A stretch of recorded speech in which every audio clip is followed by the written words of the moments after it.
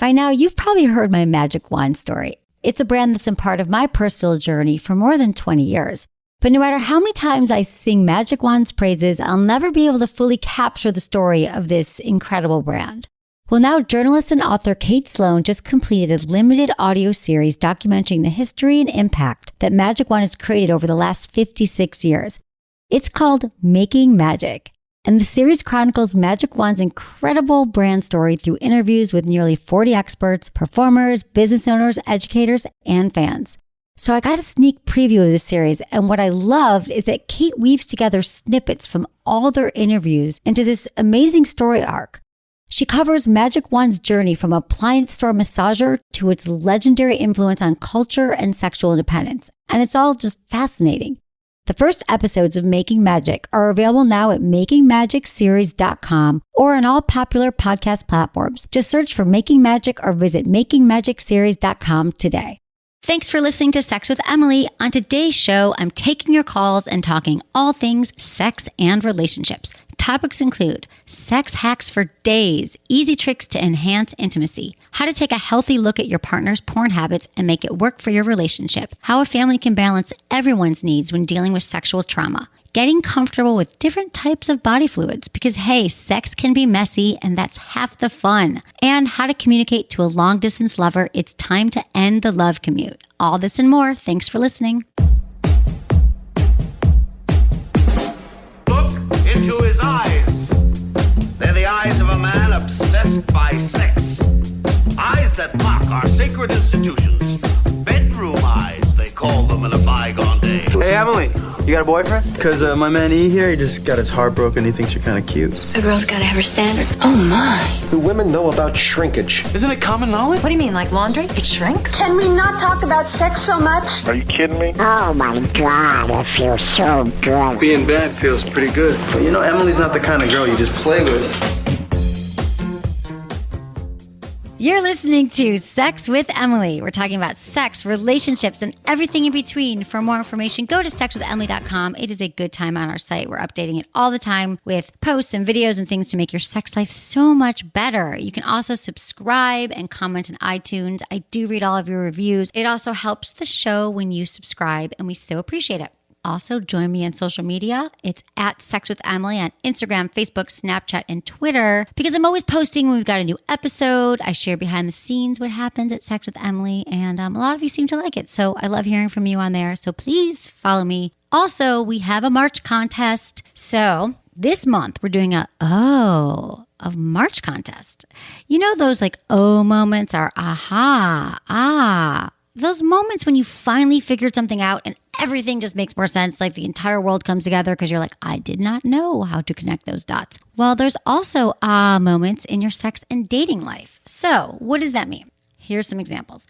Maybe you found that spot on your clitoris, for example, that makes you go crazy. And you're like, that's a spot. Or maybe you finally figured out how to get a message across to your partner that you've been just wanting them to hear. You told them how you like to be touched, and that was your aha moment. Or maybe you found a brand new erogenous zones. I love hearing about those. And you're like, Emily was right. My forearm feels amazing. My partner licks it. I don't know. I want to hear all of them. There's a lot of different kinds of O's. Maybe you figured out, you're right. Sex toys, not just for women. Whatever it is, I want to hear your best moment. So send it into feedback@sexwithemily.com by April 10th. And we're going to pick 4 of you to win super sexy prizes that will definitely have you going, ooh, all year long. So before I get into your calls, I just wanted to let you know also we've got a March video series that's all about sex hacks. So you can check those out on social media and YouTube. So why sex hacks? Well, this is a concept I've been thinking about for a while, and it's because there's so many ways that you can really be creative when it comes to sex, to orgasms, to foreplay, just to making sex work for you and not against you. And I know I give a lot of tips on the show, but I thought like a sex hack, like how can we hack into your sex life and just enhance your intimacy, boost your sexual confidence, add more pleasure to sex. So here's just a few of the sex hacks that I want to tell you about that have kind of happened with me lately, and then also check out the video series. So I just love hacks in all walks of life. But with sex, I realized that my life has sort of been like the way I have sex. I'm just always incorporating sex hacks. For example, here's ones that you can use today. So think about your bedroom, okay? The bedroom Hopefully you got pillows on your bed, right? I have a lot of pillows on my bed. And I don't know if you have memory foam pillows, but these are the best ones to use for what I'm talking about. So pillows are great to use during sex, and they can like change the entire game. So if there's certain positions, for example, if you're on the bottom and you would like your pelvic to be up a little bit more so it can hit your G-spot or just hit different spots or see what it feels like, and guys can do this too, place a pillow underneath your butt or your lower back, because then your pelvic is at an angle. And this way, when your partner penetrates, you're just going to feel it hitting that spot. And you can play with the pillow as well. If you're lying on your front, you can also put a pillow under your stomach, which works great for rear entry positions. And honestly, I was just talking about this in the office a few weeks ago, and I realized that I'd forgotten to do that lately. And I was like, oh, so I was having sex recently. I'm like, oh, hold on a minute. And I grabbed my memory foam pillow, and sure enough, made a huge difference just for certain positions, different partners. And, like I said, missionary sex does not have to be boring.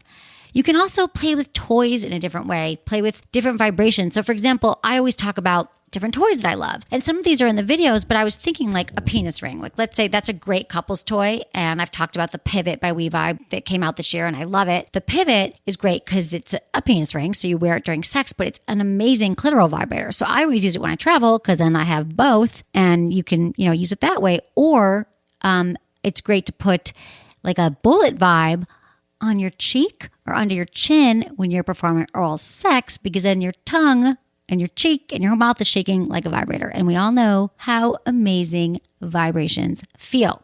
So another one, you guys, if you want to hack a threesome, I know that's your top fantasy. It actually is a top fantasy for men and for women. So a great way to pretend you're having a threesome that actually sees if you can actually handle a threesome is to narrate it, to use sex talk, to talk like you're having a threesome when you're actually having sex with your partner. So you can go something like this. Yeah, this woman's here. I see her like licking you and touching you and you're licking her breasts, or she's on top of you or whatever it is. And you like play out the scenario in your mind like you're having a threesome. And I'm telling you, I cannot talk about the importance of dirty talk enough. In fact, there was a piece I just was quoted in for Men's Health that got picked up everywhere, and they just loved this one headline. And they said, this is the one thing that women want more of during sex. And it was dirty talk. And the truth is, it does, you guys. There's something about speaking sexy words to your partner and describing what's happening, because, our brain is the largest sex organ. So the more you can feed that, and a great way to do it, again, you guys, use a threesome, use what's happening in the moment, describe different scenarios that you think are hot. And it's a great way to test the waters and see like, oh, that was hot. Maybe that's something I would be into. And another great way is to also watch porn, watch threesome porn together. Because if you're like, I don't know how to describe it, I've never had one.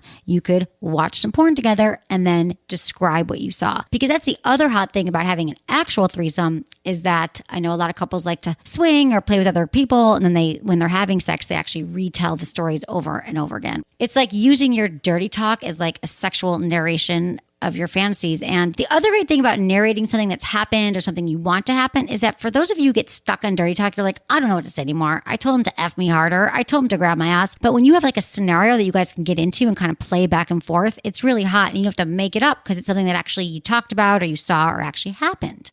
Games are also a fun way to add a little spice and a little something spontaneity to your sex life. And there's a lot of fun games, like sexy games in the market, that are actually help you with your relationship. They'll help you figure out what your partner's into, what you're into. There's a game called Monogamy, which is like, it's a board game. It kind of looks like Monopoly, but it's monogamy. And that shakes things up when you're in a sex rut. So it's kind of like Monopoly. You work your way towards hot sex. So it helps you communicate, adds a little romance. You use like the purple cards for passionate actions. The red cards are really spicy hot. And so if you're a game couple and you like sit down and you guys play Scrabble or backgammon, why not play a board game like this? That's actually, it's a real game. Someone's going to win, someone's going to lose. But like the loser might have to do whatever the winner wants in bed. Another one, spicy dice.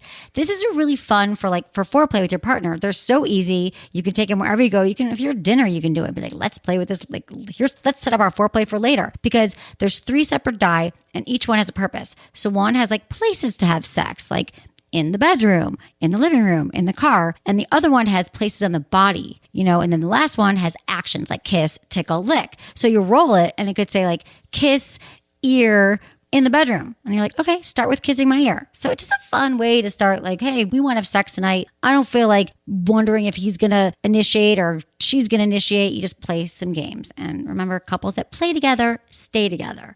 My last sex hack that seems to be really popular lately, especially with friends who are like, we have date night, but sometimes we go out to dinner and I'm so full, we don't have sex, or we get too drunk, or we get too tired. Have sex before dinner.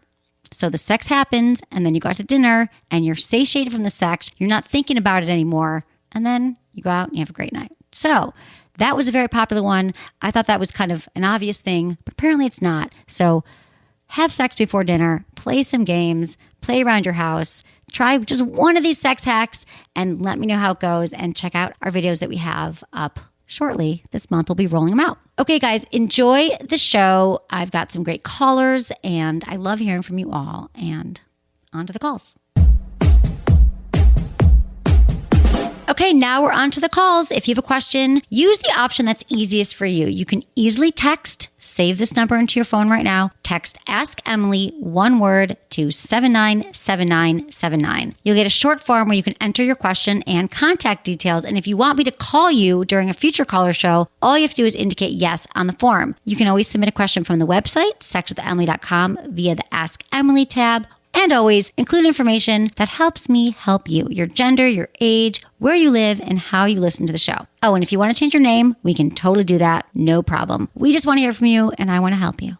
Our next call is Lindsay. She's 29 from Canada, and she feels like her boyfriend is giving all his energy to porn, and maybe she's just a chore. Hey, Lindsay.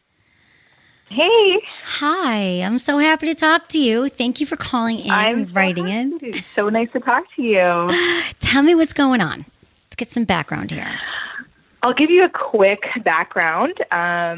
So my husband and I have been together for about 3 years. Okay. In the beginning of our relationship, he admitted to me that he was masturbating 5 times a day, and we were still having sex twice a day. So he was basically a machine. A little time went by. He started having some erectile issues. So he took down the amount of masturbating he was doing, and that helped a little bit, but he started realizing he had some issues with porn maybe, so he scaled it back. Long story short, as time's gone by, it went from being a lot, maybe 4 days a week we would have just sex in, I guess what you'd say, an average sort of general missionary kind of, married, we're intimate, Right. Sort of typical, but then maybe a couple other days a week we would have some more fun and do some exciting things, and I expressed to him how much I enjoyed that. And then now it's been just the same time of day, the same position every single time, and I feel as though when I'm away, or if he's on his trips, that he goes away quite a bit, I feel as though he's masturbating several times a day. And I just am starting to feel very bitter and angry at the situation. So, have you talked to him about this? A lot. I would say we communicate overly about it, a lot, and not overly in a bad way. I don't want it to be an issue that he feels pressured or anything like that. And I've just been trying. Basically what I said was, I'm just going to give you space to kind of work this, because we're all on our own journey. I was you're on your journey with this, figuring out a new sexuality, because he's never really had a lot of long-term relationships. So I was just kind of giving him space, but I'm wondering, is there anything I should be doing? Yeah, it sounds like it sounds like now you're building up resentment. And so it sounds like the tactic, well, I love that you're talking about it, and I love what you said. We're on our journey, man. You go do you, I'll do me.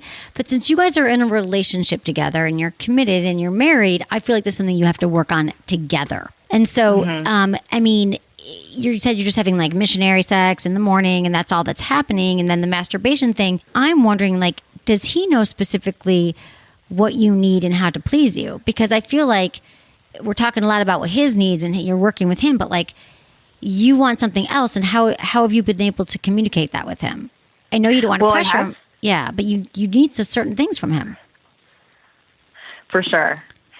Yeah, I have said little things, I like just even just really general things, Emily. Right, oral. Me saying, I like doggy style, you know what I mean? That feels really good for me. And I feel as though he's having ED issues in other positions more so. Oh, and okay. I feel and I feel that's definitely part of it. He used to and this is something I like, he used to fun choke me, fun slap me. And that was kind of like something, we would do. And like, I've expressed several times, I'm like, I really like that. Not every time, but occasionally I really enjoy it. And I've always been very vocal, and it's just disappeared. Right. So you think it is ED. So maybe he's afraid that if he moves, he's just going to lose it altogether.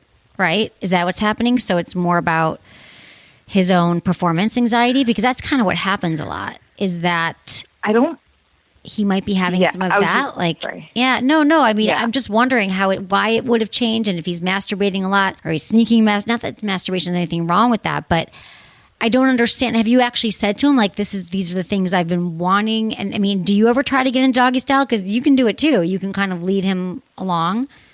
Yeah, and I definitely need to take responsibility to do that more. But I do find, because he ends up like, he never loses it, but he'll get like softer, and he gets really insecure, even if he's like remotely soft. Right. So I've expressed to him, I'm like, I've been with people before. Yeah, it happens. Women are not, oh my God, I have no problem. We don't trip up on it like they do. Yeah, guys are like, oh my God, my penis is malfunctioning. Like, what do? I can't live. Right. Like everything's falling apart.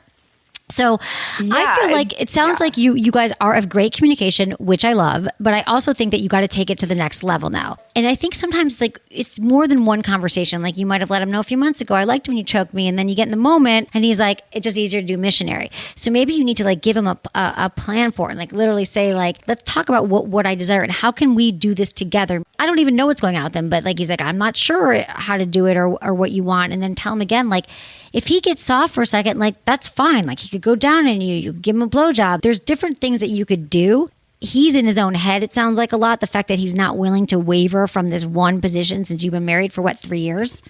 Married? We've been together for 3 years. We've been married for a year. Okay, for a year. So whatever it is, it's like the conversations that you're having, it sounds like it needs to be like fine-tuned towards your needs and his needs. He's masturbating 5 times a day. That's a lot. And then having sex with you twice a day. So I'm wondering if there aren't other things going on with him.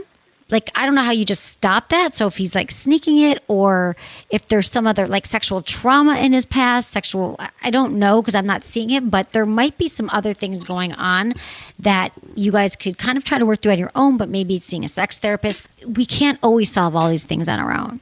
So if you guys could also look at having more connected sex and more intimacy, because it sounds like it's sort of mechanical right now, and you might need some more like staring in each other's eyes, breathing together, like really touching and connecting like in an intimate way to kind of, because that also, when you do more of that stuff, like when you're looking in each other's eyes or you're breathing together, you can't do anything but be focused on each other. You can't go inside your head. You know what I'm saying? Because you're connected. So I would start playing with some of those things so you feel like you're getting your needs met as well. And you guys are connecting sexually. It sounds like there's just more exploring to do about what you both need.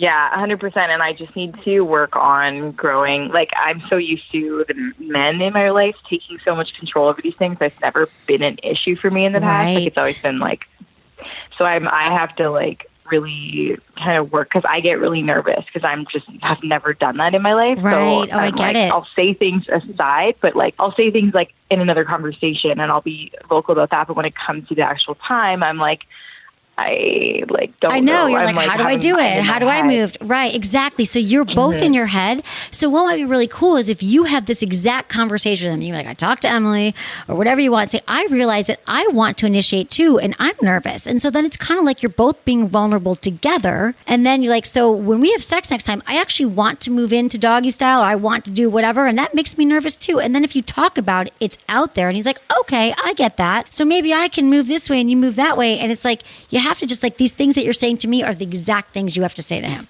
Okay. I mean, you might not even know like what that looks like because you've never done it. So you have fear around it about taking it. So it's okay. You say, I might be clumsy. It kind of makes me nervous. And the fact that you've even said that, just know that it might not go so smoothly the first time or second time. You might laugh, but the more you do it, you talk about it, you take all the power away and all the anxiety, and then you'll be able to kind of come together, hopefully come together, and also come together on having sex that works for both of you. Okay, Lindsay? You got it? Okay, thank you so much. You're so I welcome. Have some homework to do then. Yeah, some homework, but it's fun homework.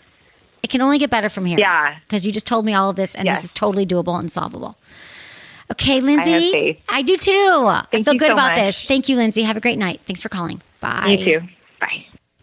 Here's why I always say communication is a lubrication, because so many of our sexual challenges are around finding the right words to communicate. And not only that, continuing to communicate and taking it to the next level. Sometimes we think, well, I talked about it and therefore it's done and my partner's just going to understand what I'm saying.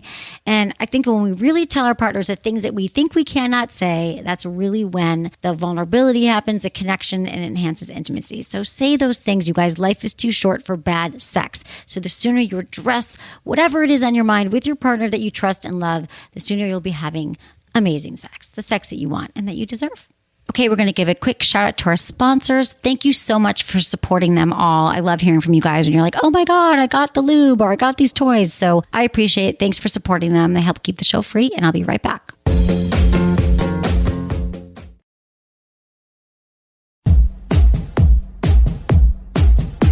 All right, we have Christopher. He's 40 from Missouri, and he wants to talk about pegging orgasms. Hey, Christopher. I'm so glad you called. Hi, Emily. Thanks for calling me. I appreciate it. Yeah, it's so nice to talk to you. So tell me about what's going on.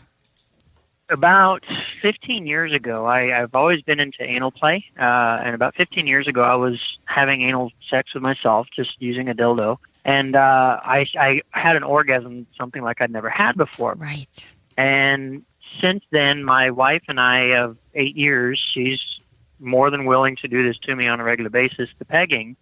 My question is what kind of orgasms am I having? Because I've looked it up online, and I can't find anything that compares to it. Tell me about the orgasms. That I see yeah. Well, first of all, it's multiple. I mean, back to back. I mean, no more than 2-3 minutes apart. Amazing. Okay.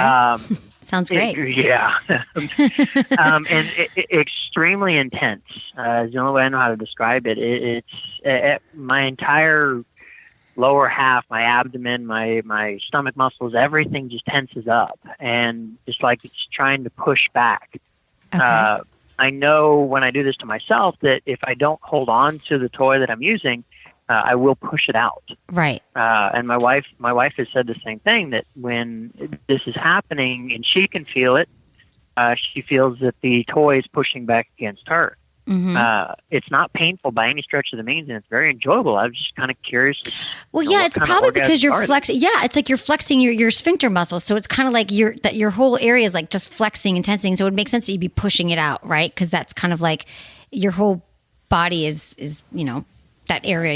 You're flexing and tensing and relaxing. You're pushing it out, so that makes sense. So I think you're having a prostate orgasm. It's very different than having an orgasm with ejaculation. And it sounds like it's full-bodied, and the more you have them, you're having multiple orgasms. It sounds like it's epic. So are there any problems with it, or you're just wondering, like, what? No problems at all whatsoever. I mean, other than having to kind of be prepared for it a little bit. Outside of that, there's no problems whatsoever. I just didn't know. Like I said, I looked up online and watched other videos of guys having these types of orgasms, and they typically have semen coming out, and I don't. I have urine. So that's what I okay. So that could be like fluid from the prostate, or like because you're not erect. So that's probably why it's not semen coming out, and it seems like it's urine, but it could just be like fluid from the prostate because you're not erect. So that would be what it is. So I feel like that is common, that it wouldn't be the same kind of orgasm you're used to, but it's all an orgasm. And it sounds like you're having a really great one, which I always tell men, experiment. Why not? Like it could be this amazing sensation. I think men should just take a gander, go back door, check it out. And I think you're going to be inspiring so many of my listeners. Yeah. And it sounds like over time too, they've gotten better and more intense. And frequent. And good for you. Yeah. Right? So you found a willing partner, you're your wife. It sounds amazing. Have you got a prostate exam? No, I haven't had one for probably close to 20 years. Okay. I think it's important to start getting one now that you're 40. Get checked out. Mm-hmm. I always recommend that, doctors. So it's a good thing to do. But keep having fun. I love it. You're inspiring all of us. All right.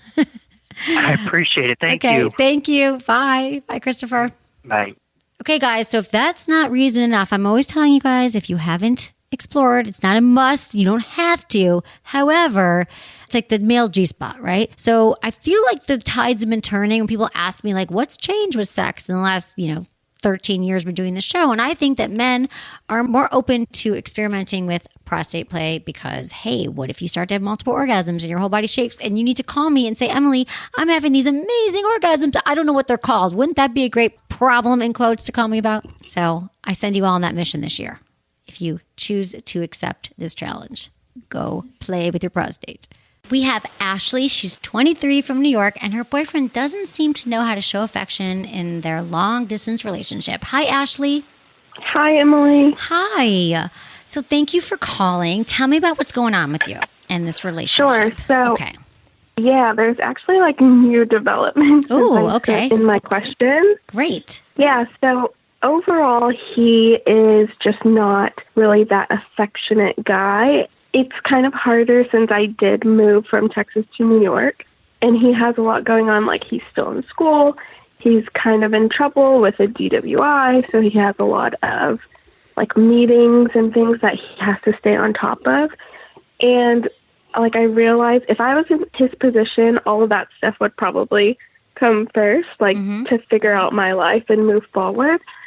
But I keep trying to tell him, like, maybe it's just not the right time for you to have a relationship because it leaves me to feel like not really like second choice or second option, but just like not really the focus. Got it. Not that I need to be like his I entire understand, life. but like it's like, yeah, you guys were together. Wait, let me just get this straight though. You guys were together for how long? A year? And then you moved to New York and he's still in Texas? Is that it? You've been long distance?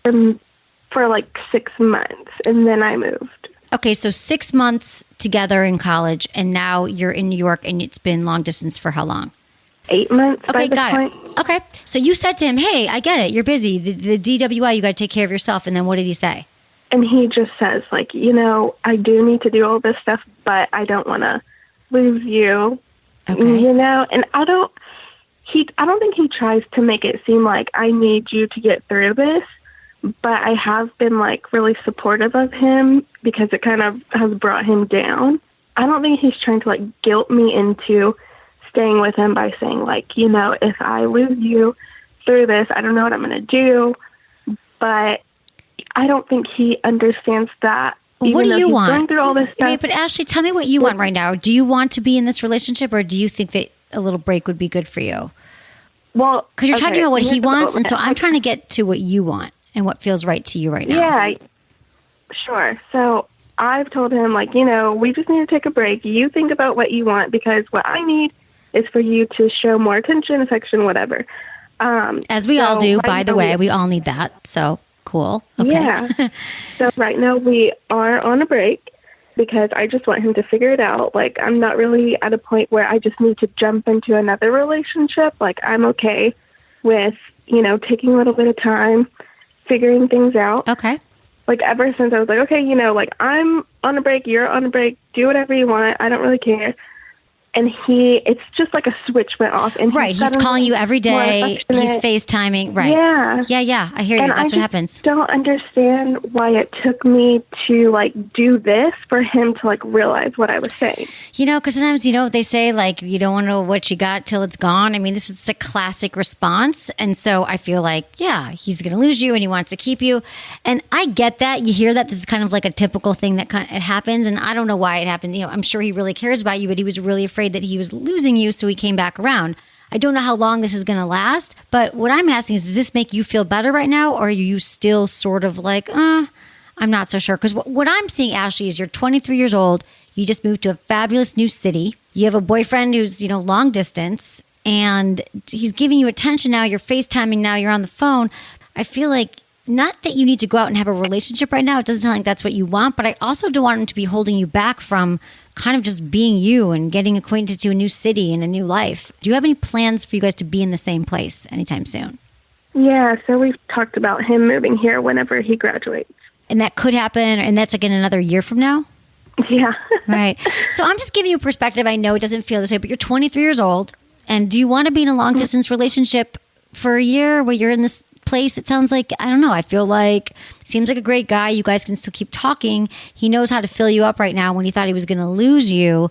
But again, I I urge against, like, unless you know for sure, like, he's the one and you guys love each other, you've been together a long time and he's definitely moving to New York, but you were together 6 months or 4 months and then you moved away and now it's tense. And I just feel like there's not enough evidence, enough data that I want you to be spending the next year like on the phone trying to negotiate a relationship when you could be out living your life. Yeah, you're right. That's my gut. Okay, sweetie. So I think you got to just kind of do you right now. It's a great time to be young, to be single, to be in New York. And I don't think you need this long distance drama. Yeah. Do you have any advice for like what I say to him when I do this? Because I keep saying the same thing, like, you know, we're just at different places in our life right now. And he can't give me what I want. And he just like pushes back on that. Then you got to just much. say, So you know what, you have to be tough and you got to be sweet. You got to tough love. You know what, babe, I've really thought about it. I really care about you. I think it's best for us to have distance right now. And we need to have this space. We can, I think honestly, the best thing to do is not talk for a few months. Like I would say like 3 to 6 months without contact. Although I understand that you're also each other's support system, but you just have to hold strong. This is you, Ashley. This is not, it sounds like he's a sweet talker and he's going to know how to say everything to get you back. No, you've made this decision and you just got to say it and be honest, tough, and stick with your decision. Tell him the truth that you need the space and just be honest, but then you can't cave. You got to stick with what you decided. And I'm telling you, it's going to be hard at first because you're each other's support system. But once you get through this, and you stick to your guns, you're going to feel so much better. I promise. And you're going to have a whole new life that opens up. I see it. Okay, Ashley? Sounds good. Yeah, thank you so much. Yeah, I feel like you already know this. So just do it. Be strong. You got this. Thanks, Ashley. Good luck to you. Enjoy New York. Okay, bye. Thank you. Bye, Ashley. A few interesting things that this brought up here. First of all, you guys, long distance relationships, if you are in a long distance relationship and there's no room, like you don't know if you're ever going to be in the same city again or when it's going to happen and you haven't really been together that long, you really should kind of take a look at that. I don't love the idea of having drama and problems in long distance relationships unless you know that there's a clear break when you guys are going to be together. Also, it sounds like there's a little bit of communication challenges around here because Ashley has a big heart. You can tell she cares so much about her boyfriend, but she's saying, well, I think this is good for you to move on. And I think it's good for you to have the space, but really it's also about her and her needs. And I think it can be really hard for us to kind of stand up for what we want, what we believe in, because we don't want to hurt anyone in the relationship. But I think once we do that, we stick to our guns, we say what we need, what we want. Like it's not like there's a right way or wrong way to do it, but speaking your truth and what you really feel and you want, no one can argue with that. So that's what I'm hoping for Ashley, and that's what I'm hoping for all of you in your relationships. Okay, we have Katrina. She's 39 from Utah, and she wants to talk about overcoming trauma and wants to welcome intimacy into her life. Hi, Katrina. Hi, how are you? I'm great. I'm so happy to talk to you today. Tell me about what's going on with you. Well, about 2 years ago, I found out my daughter had been molested by her dad, the husband that I was married to. Okay. And, it's been a huge trauma. I didn't want to date. My kids kind of pushed me into dating. Right. And I started listening to your podcast around the same time when I was starting dating and stuff. And it really empowered me to be able to go out and date and have so those glad. relationships. It's been great. Good. I'm so glad, Katrina. I'm glad I can be there for you. Yeah. Right. But my question was my daughter, I'm worried about her because I want her to be able to have, healthy relationships. And I don't know if that's ever feasible for her. And I do try to talk to her, open about sex and that it's not always a bad thing. Right. I just didn't know if you had any suggestions on how I can approach her. I mean, she shuts down and she's in therapy. I was going to ask about that. Yeah. He molested, so she's 17 now, but he molested her when she was young, and you just found out about it. But when did it go on? What year? What age?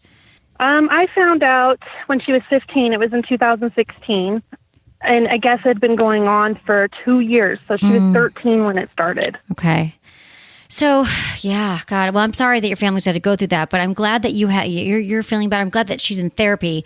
So tell me about her therapy, because here's the thing about trauma is that untreated trauma just continues to get worse over time for everyone, for men, for women. So I love that she's in therapy right now. How's it working? Because the thing about not all therapists are created equal. And you want someone who really specializes in sexual trauma. And I'm wondering if that's where you find her right now. That's where she's at. She's went through a lot of therapists because, she would get, I don't feel comfortable with this person. I would tell her, at least give it 2 visits. And she would do the 2 visits, and she'd be like, I can't talk to this person. And it has to be a woman. I can't get a man. She won't open up to a man at all. But she has done like a 180 in the last 2 years. She is a totally different person. She's so outgoing. She's really blunt. Before, she used to just be so withdrawn. She wouldn't talk, just really quiet, didn't have any friends. And now she's just like, she's a firecracker. She's amazing. She's like the strongest person I know. Okay, well, that's great. So it sounds like are you just kind of thinking about the future of what could happen? There are women's groups, like for people who've gone through trauma. Maybe I just think for young people sometimes to be in like a group of women, like a therapy group once a week in addition to her individual therapist. So she's with other, women her age or kids who have also experienced trauma might be really helpful for her. Because going into a room, talking about it for an hour, I just feel like group therapy can be really helpful. So she has like a community, people to talk to. Oh, yeah, a group would be a good idea. I didn't think about groups. Yeah, there's some great, I mean, you're in Utah, but I'm like, there's some great groups. They're really fun. No, but I mean, I think that this is a special kind of, therapy that she needs. And I just think being with other people I think that could be helpful. But are you seeing anything now? You said she's in good spirits. Are you just, So what else can I... Yeah. Is there anything else going on with that? The other question I had for you, I had 2. I don't know if I can ask you the second question or not. Please, ask away. I've been dating, and I didn't want to settle down with anyone because I had been in a horrible, horrible relationship. He was very controlling. He was abusive in so many different ways, and then also my daughter on top of it all. Yeah. So when I did start dating, I was just having casual, sex and dates, and it was great. I loved it. And now I've met someone. I've been with him for 8 months, and I totally love this guy. I love him a lot, and I've moved in with him, and my daughter loves him. It's just I feel like I'm missing out, because I was so used to being single and getting attention, and the things that I'd never had experienced before, and I'm just scared. I don't know, maybe if I'm just scared because I had such a bad relationship I think there's and I don't know how to move forward, or... Well, yeah, I know. I get all of that. Well, first of all, I'm wondering, so you've moved in with him after 8 months with your daughter? I've been with him for 4 months now in his house, but so 4 months dating, and then I moved in. My lease came up, and so instead of me signing another year lease, he wanted me to move in with him. Okay. So there's a lot going on here. I mean, there's a few things I want to say. First of all, we tend to often heal our past relationships and our current relationships. So it sounds like you were not in a healthy relationship with your husband. You were missing a lot of attention and love and affection. And I'm so glad that you found someone right now who's giving you all of that. And I'm also wondering, though, if you've actually been in therapy as well since your breakup, your marriage, because it's really important for you as well. No, I haven't. Okay. I know it sounds bad, and I probably should. No, it's not bad at all. I've been so concentrating on my daughter. Right. Only that I haven't had time. I have to, work and then take care of her. I understand. She's had doctor visits and therapy. I know, sweetie. There's a lot going on. It's really hard, but it's hard to make time for everything. But I feel like you've been through a trauma as well. And just to be as supportive as you can with your daughter, I feel like, it's pretty quick to move into another relationship and move in with someone, and your daughter's along with you with another guy. And I want you to kind of slow it down. I love that you're getting all this attention. You're probably starving for it during that 14-year marriage. It sounds like it was not healthy for anybody. And I know this feels so good right now, and you're filled up and your serotonin and all those love hormones. But I'm just wondering if this is not moving a little bit too fast, and that I just want you to put as much focus on your mental health and realizing what your part in this was as well. Because yes, he was abusive, but there were probably some signs that you saw or things that you could work on about yourself, because you've been through trauma, and right now you're in the honeymoon phase with this guy. Everything seems great, but I feel like there's still some things for you to work on. I know it. I mean, you're never done. I mean, I go back into therapy, I've through my lifetime, and I feel like it's just important for everybody, and especially for you right now, because then you could, again, be there for yourself and your daughter. I agree. Yeah. Okay. I know I need to do it. Yeah. And it's not even like, oh my God, the gym. No, this is actually, your mental health is the most important thing. You will be a better mother, a better girlfriend, a better everything. And I think that there's a lot to unpack here that you probably don't even know yet, because you've been going through trauma, being a great mom and taking care of your daughter. So I would say when we hang up right now, I would love you to either ask friends for a recommendation, call your insurance company, because literally that's the hardest part sometimes is just getting the name and getting the appointment. But I'm telling you, it will be life-changing. And if you have to meet with 3 different people to find a good match, you should do that. But it's so important. It's not even about the guy now and you being afraid of intimacy. I feel like it's really about dealing with the past and where you want to go in the future. Okay? Okay. Yeah. Okay. I know you didn't want to hear that maybe, but I'm telling you it's the right thing. Okay, sweetie? No, you're right. I need to concentrate on me. Yeah, you do. You really do right now. It's for everyone. So that's the best thing. And I'm sorry you've been through so much, but you sound good and you're on the right path towards healing. All right. Thank you so much. Thanks, Katrina. Bye. Have a great day. Thanks for calling. All right. Bye. You too. Bye. Bye.